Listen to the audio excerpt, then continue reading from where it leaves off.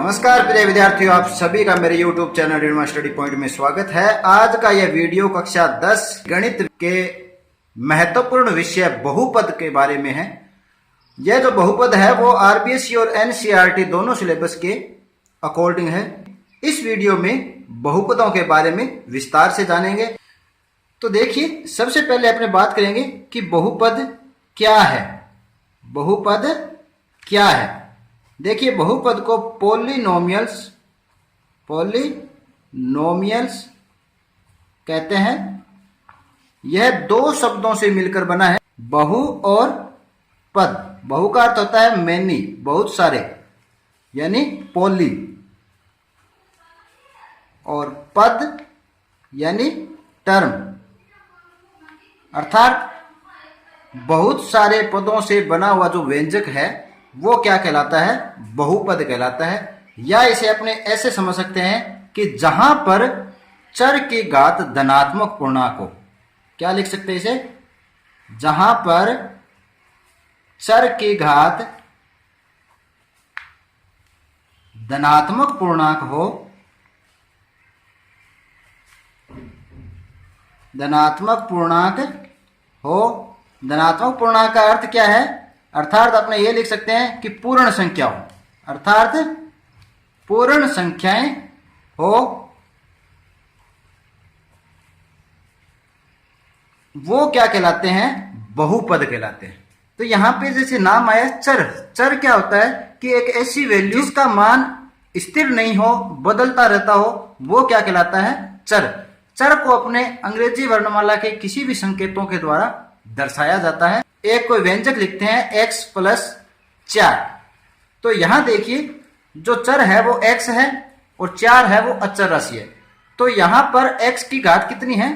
1 है। x की घात 1 है, अर्थात ये जो क्या है?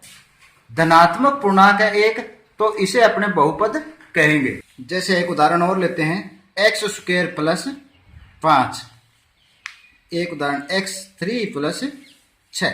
तो यहां देखिए कि यहां पर जो चर है वो क्या है? x है तीनों में। यहां पे x की घात 2 है, यहां पर x की घात 3 है। इसी प्रकार अपने x की घात 1, 2, 3, 4 ऐसे अनंत तक x की घातें लिख सकते हैं। अर्थात जहां पर x की घात इस तरह से धनात्मक पूर्णांक हो तो वो सारे क्या कहलाते हैं? बहुपद कहलाते हैं। जैसे तो अब ये बहुपद है, तो बहुपद क्या नहीं होते? जैसे उदाहरण लिखते हैं कि बहुपद क्या नहीं होते। कौन से जो व्यंजक है वो बहुपद नहीं होते, वो देख लेते हैं। जैसे यहां पे लिखा x की घात -3 + 4।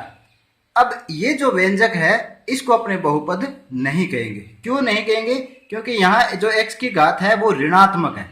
x की घात कितनी है? ऋणात्मक पूर्णांक है। जहां पर x की घात धनात्मक पूर्णांक हो उन्हें ही बहुपद कहा जाता है।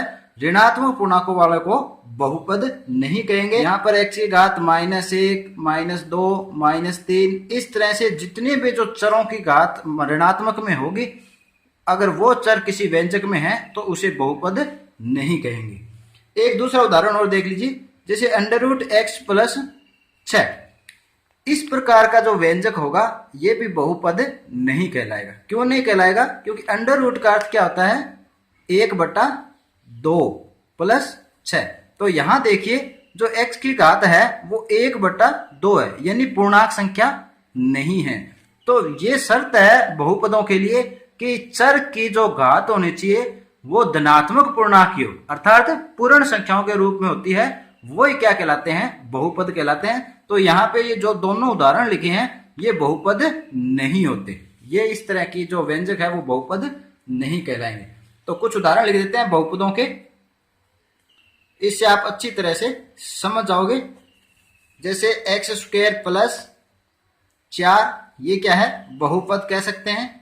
या कोई एक पद और लिख देते हैं, x³ 3x + 4, ये भी क्या है? बहुपद है। √3x + 6, ये भी क्या है? बहुपद है। या x² + 4x - 8। तो यहां आप देखिए कि जो चर है x, प्रत्येक व्यंजक में चर देखिए, यहां x की घात 2 है, ये क्या है, पूर्णांक है, धनात्मक पूर्णांक है, या इसे पूर्ण संख्या भी बोल सकते हैं। तो ये बहुपद होगा। यहाँ पर भी x की घात 3, यहाँ x की घात 1, तो ये भी क्या है, बहुपद है। यहाँ भी x की घात 1 है, पूर्णांक है, इसलिए इसको भी बहुपद कहा जाता है। यहाँ x की घात 2 है, तो ये भी बहुपद है। तो इस तरह के जो व्यंजक जहां पर जो चर की घातें हैं वो धनात्मक पूर्णांक हो तो उन्हें अपने बहुपद कहते हैं। तो चलिए बहुपदों की घात क्या होती है ये समझते हैं कि बहुपद की घात कैसे ज्ञात करते हैं। बहुपद की घात इन डिग्री ऑफ पॉलिनोमियल्स, बहुपद की घात डिग्री ऑफ पॉलिनोमियल्स कि बहुपद की घात क्या होती है। तो देखिए बहुपद की घात, जैसे एक उदाहरण लेते हैं, x² प्लस 3x माइनस 4, ये एक बहुपद है। देखिए बहुपद क्यों कैसे पता लगा, क्योंकि यहाँ जो x की घात है वो धनात्मक पूर्णांक है, इसका अर्थ ये क्या है, एक बहुपद है। अब इस बहुपद की घात क्या होती है कि जो चर है उसकी अधिकतम घात, यहाँ चर की घात 2 है, यहाँ चर x की घात 1 है, तो इसकी जो अधिकतम घात है वही उस पूरे बहुपद की घात कहलाती है। तो यहाँ पे चर की अधिकतम घात कितनी है, 2 है। चर की अधिकतम घात ही उस बहुपद की घात कहलाती है, घात कहलाती है।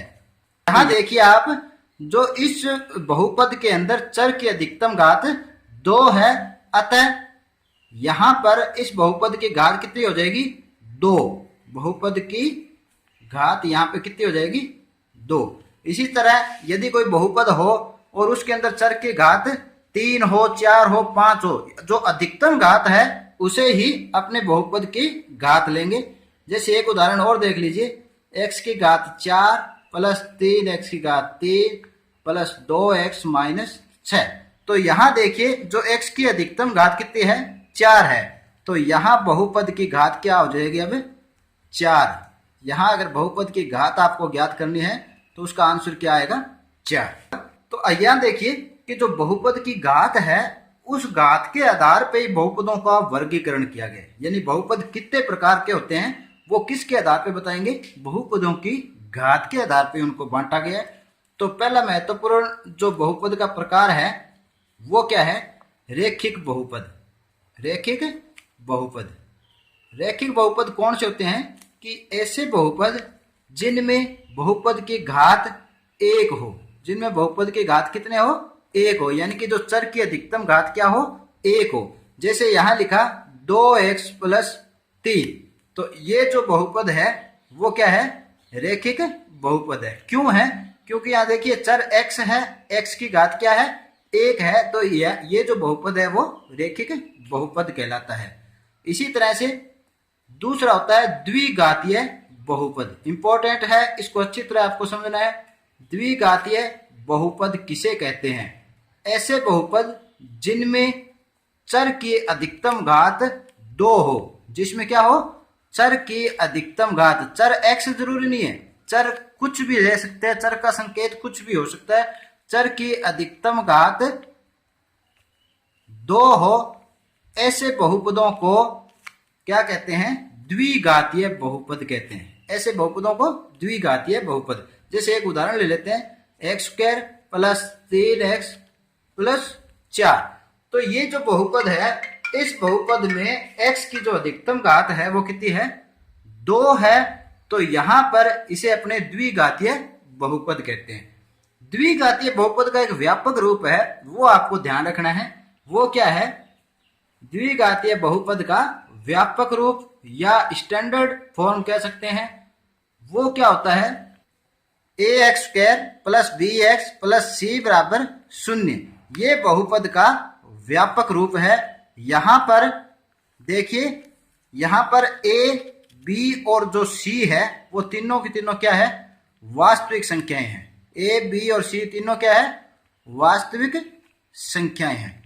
वास्तविक संख्याएं या रियल नंबर किसे कहते हैं कि ऐसी संख्याएं जो जैसे 0 से शुरू हुई और अनंत तक लिखते जाएंगे वो सारे नंबर क्या कहलाते हैं, वास्तविक संख्याएं।